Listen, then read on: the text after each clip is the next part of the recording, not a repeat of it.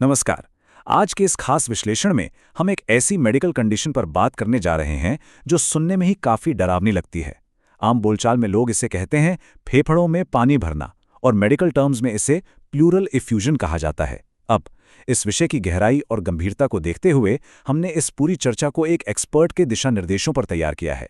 ये सारी अहम जानकारियां हमें मिली हैं अंबिकापुर के कृति आरोग्य मल्टी स्पेशलिटी हॉस्पिटल के डॉक्टर ललित कुमार अग्रवाल जी के सौजन्य से, जो कि एमडी मेडिसिन हैं। उनके अनुभव से हमें इस मुश्किल टॉपिक को बहुत ही आसान भाषा में समझने में मदद मिलेगी। तो चलिए बिना किसी देरी के सीधे मुद्दे पर आते हैं और इस बीमारी को डिकोड करते हैं। तो आज हम किन किन बातों पर गौर करेंगे। सबसे पहले समझेंगे कि फेफड़ों में पानी भरने का असल मतलब क्या है। फिर देखेंगे कि इसके मेन ट्रिगर्स या कारण क्या हैं। इसके बाद हम लक्षणों की पहचान करना सीखेंगे, जांच की प्रक्रिया को समझेंगे और अंत में इसके सही इलाज और बचाव के तरीकों पर बात करेंगे। तो चलिए सबसे पहले बात करते हैं कि आखिर ये बीमारी है क्या। ये प्लूरल इफ्यूजन नाम की चीज असल में क्या होती है। देखिए, जब हम सुनते हैं कि फेफड़ों में पानी भर गया है तो दिमाग में सबसे पहली तस्वीर क्या आती है? यही ना, कि फेफड़ों के अंदर एक गुब्बारे की तरह पानी भर गया है। लेकिन असल में ऐसा बिल्कुल नहीं है। ये थोड़ा सा कंफ्यूजिंग है। तकनीकी रूप से इस स्थिति में पानी फेफड़ों के अंदर नहीं, बल्कि फेफड़ों के चारों ओर मौजूद खाली जगह में भर जाता है। इस जगह को मेडिकल भाषा में प्लूरल स्पेस कहते हैं। नॉर्मली इस जगह पर बहुत ही मामूली सा लिक्विड होता है, एकदम एक लुब्रिकेंट की तरह, जो सांस लेते वक्त फेफड़ों को आसानी से फैलने और सिकुड़ने में मदद करता है। लेकिन समस्या तब शुरू होती है जब ये लिक्विड बहुत ज्यादा मात्रा में जमा होने लगता है और फेफड़ों को बाहर से दबाने लगता है। अब सबसे बड़ा सवाल ये उठता है कि ये पानी अचानक आता कहाँ से है, इसके मेन ट्रिगर्स क्या हैं। आइए इस पर नजर डालते हैं। इन कारणों को हम आसानी से दो हिस्सों में बांटकर देख सकते हैं। एक तरफ तो सीधे तौर पर होने वाले इन्फेक्शंस हैं, जैसे कि टीबी या निमोनिया। ये ऐसे इन्फेक्शन हैं जो सीधे फेफड़ों पर अटैक करते हैं, वहां सूजन पैदा करते हैं और नतीजा पानी जमा होने लगता है। लेकिन दूसरी तरफ कहानी सिर्फ फेफड़ों तक सीमित नहीं है। कई बार बीमारी शरीर के किसी और हिस्से में होती है, जैसे अगर किसी को हार्ट, किडनी या लिवर की कोई गंभीर बीमारी है।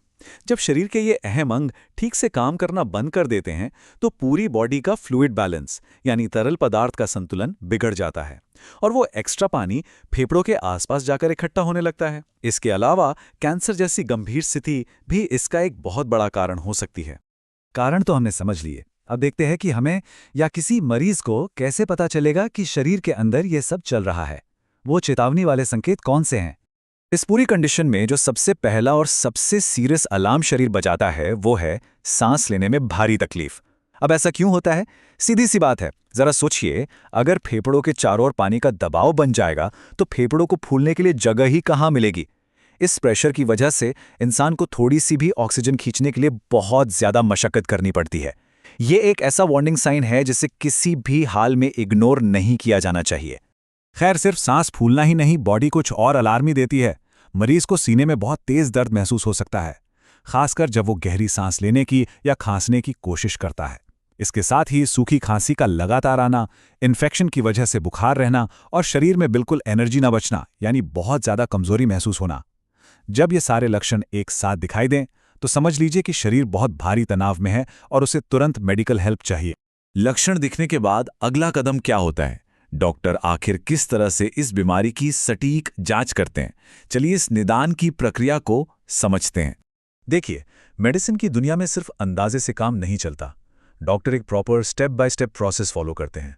स्टेप 1 में सबसे पहले बेसिक जांच होती है, जैसे छाती का एक्सरे या अल्ट्रासाउंड।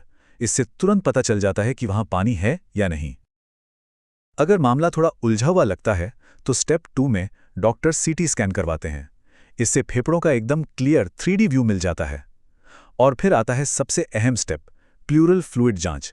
इसमें एक बहुत ही पतली सुई से उस पानी का थोड़ा सा सैंपल निकाला जाता है और लैब भेजा जाता है।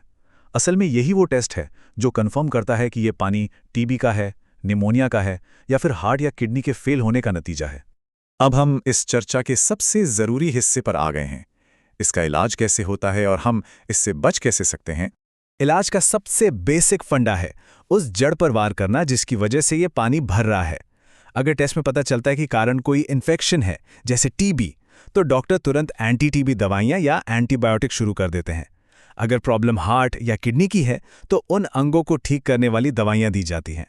जैसे जैसे मूल बीमारी कंट्रोल में आती है, फेफड़ों के आसपास का वो एक्स्ट्रा पानी शरीर अपने आप धीरे धीरे सोखने लगता है।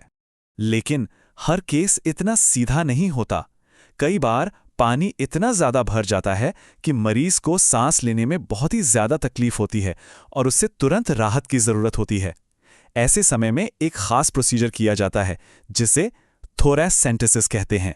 नाम थोड़ा भारी भरकम है, लेकिन ये एक बहुत ही स्टैंडर्ड और सेफ प्रोसीजर है। इसमें डॉक्टर एक बारीक सुई का इस्तेमाल करके उस एक्स्ट्रा पानी को सीधे बाहर निकाल लेते हैं और यकीन मानिए, जैसे ही वो पानी बाहर आता है, फेफड़ों से दबाव हट जाता है और मरीज को मानो तुरंत एक नई जिंदगी सी महसूस होती है। कहा जाता है ना कि prevention is better than cure. तो फेफड़ों को हमेशा हेल्दी रखने के लिए क्या करें? 3 बातें सबसे अहम हैं। पहला, शरीर में कोई भी छोटी बीमारी या इन्फेक्शन हो तो उसे टालें नहीं, समय पर इलाज कराएं। दूसरा, साफ सफाई का पूरा ध्यान रखें ताकि आप किसी भी तरह के गंभीर इन्फेक्शन से बचे रहें। और तीसरा, सबसे ज़रूरी काम, अपना रेगुलर हेल्थ चेकअप ज़रूर कराएं, खासकर अगर आपको पहले से ब्लड प्रेशर, डायबिटीज़ या हार्ट की कोई प्रॉब्लम है। प्रोएक्टिव रहना ही असल में असली बचाव है। और इसी बात को और भी पुख्ता करती है डॉक्टर ललित कुमार अग्रवाल जी की ये बहुत ही ज़रूरी सलाह। उनका बिल्कुल स्पष्ट कहना है कि अगर आपको या आपके किसी जानने वाले को आज चर्चा किए गए लक्षणों में से कुछ भी महसूस होता है, तो प्लीज़ घर पर बैठकर इंतज़ार मत कीजिए, ना ही घरेलू नुस्खों के भरोसे रहिए। बड़ी और गंभीर जटिलताओं से बचने का बस एक ही तरीका है, तुरंत किसी विशेषज्ञ डॉक्टर के पास जाएं, क्योंकि सही समय पर लिया गया एक सही एक्शन सच में किसी की जान बचा सकता है। तो इसी के साथ हमारा आज का ये अहम विश्लेषण खत्म होता है। हमने देखा कि कैसे छोटी सी लापरवाही या शरीर के किसी और हिस्से की बीमारी फेफड़ों के लिए इतनी बड़ी मुसीबत खड़ी कर सकती है। हमने बॉडी के अलार्म सिस्टम को भी समझा, लेकिन अंत में इस चर्चा को हम एक सवाल के साथ छोड़ रहे हैं। हमारे फेफड़े हर दिन हमारी हर सांस के साथ बिना रुके काम कर रहे हैं, पर जब वो तकलीफ में होते हैं और हमें सिग्नल देते हैं, तो क्या हम वाकई उन सिग्नल्स को सुन रहे हैं? अपने स्वास्थ्य को लेकर हमेशा अलर्ट रहें, सुरक्षित रहें और अपने शरीर की भाषा को जरूर समझें। इस चर्चा में हमारे साथ जुड़ने के लिए आपका बहुत बहुत शुक्रिया।